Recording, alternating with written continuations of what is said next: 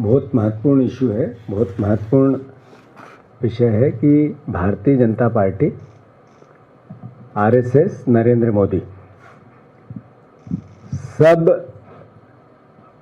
संस्थागत दलित विरोधी है, बाबा साहब अंबेडकर विरोधी है, आरक्षण विरोधी है, संविधान विरोधी है। अभी ताज़ा घटनाक्रम पूरे मध्य प्रदेश में एक बहुत बड़ा विषय जिस पे आम जन चर्चा कर रहा है, जिसमें ग्वालियर में हाई कोर्ट परिसर में बाबा साहब अंबेडकर की मूर्ति को अदालत सारी परमिशन और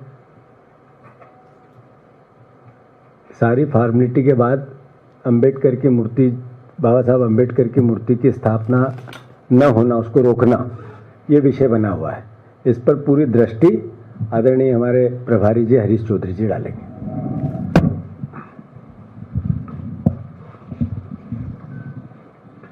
आप सभी का इस प्रेस कॉन्फ्रेंस में स्वागत है। ग्वालियर हाई कोर्ट परिसर में बाबा साहब भीमराव अंबेडकर जी की मूर्ति के संदर्भ में जो घटनाक्रम पिछले दिनों में घटित हुआ है, उसमें कांग्रेस पार्टी का अधिकृत जो स्टैंड था वो प्रदेश कांग्रेस कमेटी ने पहले भी रख चुके हैं। प्रदेश कांग्रेस अध्यक्ष जीतू पटवारी जी ने सार्वजनिक तौर के ऊपर वो स्टैंड रखा हुआ है। आज हम उस स्टैंड को वापस दोहरा रहे हैं कि कांग्रेस पार्टी बाबा साहब भीमराव अंबेडकर जी की मूर्ति जो प्रशासनिक तौर पर जिसकी स्वीकृति ग्वालियर हाई कोर्ट में दी हुई है, वो वहां लगनी चाहिए। एक सोची समझी सोच के तहत आरएसएस विवाद उत्पन्न कर रही है। सोची समझी रणनीति के तहत वो वर्ग संघर्ष कराना चाहती है। ये शुरू से उन लोगों की रणनीति रही है। मुरैना में जिस प्रकार से ज्ञापन दिए गए हैं, नया विवाद, नई चर्चा देश के अंदर संविधान और बाबा साहब के संदर्भ में वो जिसकी शुरुआत कर रहे हैं, उसमें कांग्रेस पार्टी का बड़ा स्पष्ट जो स्टैंड है वो आप सब लोगों को पता है। बाबा साहब भीमराव अंबेडकर जी का जो योगदान संविधान और दूसरे क्षेत्र में है, उसको कांग्रेस पार्टी और पूरा देश उसको मानता है। बाबा साहब भीमराव अंबेडकर जी किसी एक वर्ग के नहीं है। तो लगातार वो सोच प्रयास कर रही है कि उनको एक वर्ग तक सीमित किया जाए। जो अधिकार हर नागरिक को संविधान के मार्फत से मिले हैं, उसमें उनका सबसे बड़ा योगदान रहा है।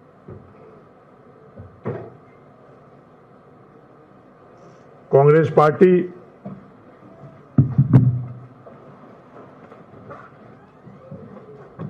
ग्वालियर के हाईकोर्ट परिसर में लगने वाली मूर्ति के संदर्भ में जो भी बाधाएं आ रही है, उन बाधाओं को दूर करने के लिए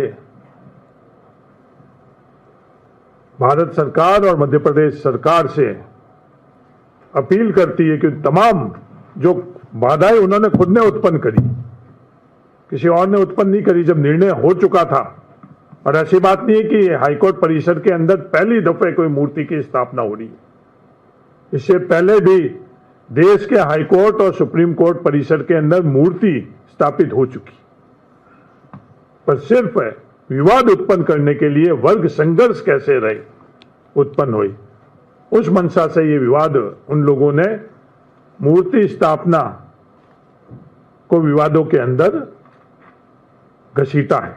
तो आज वापस आग्रह है दोनों सरकार से कि जो उनकी सोच है उस सोच को आप विराम लगाए और ग्वालियर में, क्योंकि हर वर्ग हर जाति के लोग जो संविधान में विश्वास रखते हैं, देश के अंदर विश्वास रखते हैं, वो चाहते हैं कि बाबा साहब भीमराव अंबेडकर जी की मूर्ति की स्थापना ग्वालियर में होनी चाहिए।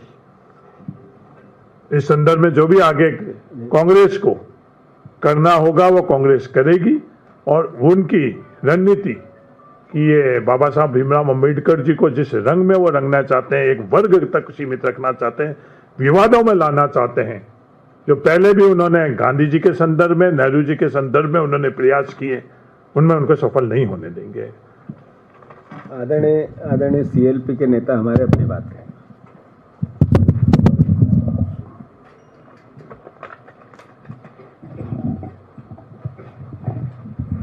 सम्मानित प्रभारी जी, सम्मानित अध्यक्ष जी, सम्मानित हमारे बरैया जी, सम्मानित पत्रकार बंधु, निश्चित तौर से देश के अंदर जो स्थिति निर्मित हो रही है कि मुद्दों से ध्यान भटकाया जाता, आरएसएस की जो सोच है, आप कभी उन्होंने छोटे वर्ग को कभी उन्होंने सम्मान नहीं दिया। वो सबसे बड़ी बात तो ये कह सकते हैं आरएसएस के बारे में कि जितने सर संचालक बने उसमें कोई दलित आदिवासी नहीं बना। तो इससे स्पष्ट होता है कि देश में किस प्रकार से वर्ग संघर्ष कराना चाहती है भारतीय जनता पार्टी, आरएसएस की ये सोच है। बार बार आज 11 साल होना है भारतीय जनता पार्टी के, लेकिन मुद्दों से ध्यान भटकाए जाते हैं। मध्य प्रदेश की ये घटना एक मूर्ति को लेके, अंबेडकर जी की, मैं समझता हूं कि इतिहास बदलना चाहती है भारतीय जनता पार्टी और आरएसएस देश का। और देश में जिनने संविधान निर्माता रहे या देश की आजादी के अंदर जिन्होंने शहीद हुए, जो महान नेता रहे, चाहे महात्मा गांधी है, चंद्रशेखर आजाद है, चाहे बाबा साहब अंबेडकर है, ऐसे कई लोग, कई महान हस्तियां देश में इस समाज से ऊपर रही, जिन्हें राष्ट्र निर्माण में भूमिका निभाई। और राष्ट्र निर्माण में जो भूमिका निभाता है उसे किसी समाज से नहीं जोड़ा जा सकता। सरवारा देश हमारा है, हर व्यक्ति का है। और राष्ट्रभक्त की बात करती है आरएसएस, देशभक्ति की बात करती है। तो चाहे बाबा साहब अंबेडकर की मूर्ति को लेकर विवाद हो, तो इनकी देशभक्ति राष्ट्रभक्ति कहां जाती है? जब आप सरदार सरोवर डैम बना तो आपने सरदार वल्लभ भाई पटेल की मूर्ति लगाई, कांग्रेस ने सम्मान किया। तो भारतीय जनता पार्टी क्यों किसी वर्ग विशेष को लेके, क्या कांग्रेस के साथ वो वोट रहा, इस कारण काटने की राजनीति है? तो निश्चित तौर से डिवाइड एंड रूल की पॉलिसी है, कम वोटों पे कैसे सरकार बनाना। आपने देखा केंद्र में सरकारें कैसे बनती है कम वोटों पे। तो एक सोची समझी रणनीति के तहत भारतीय जनता पार्टी अब इतिहास बदलना चाहती है, चाहे मूर्ति के माध्यम से। लेकिन कांग्रेस पार्टी, माननीय हरीश चौधरी जी ने जिस प्रकार से कहा कि कांग्रेस पार्टी की एक विचारधारा जो हमेशा कांग्रेस के जो महान नेताओं के साथ है, उनकी सोच को बढ़ाती, जिन्हें राष्ट्र निर्माण को बढ़ाया, तो निश्चित तौर से इन बातों को मुद्दे बनाने के बजाय एक छोटा सा सी बात है, वो माननीय हाईकोर्ट भी इस बात को समझती है, लेकिन हर बात पर राजनीति नहीं होना चाहिए। समाज का जो जिसने राष्ट्र निर्माण में भूमिका निभाई है, कांग्रेस पार्टी पूरे उस समाज के साथ रहती है, हर समाज के साथ सम्मान करती है।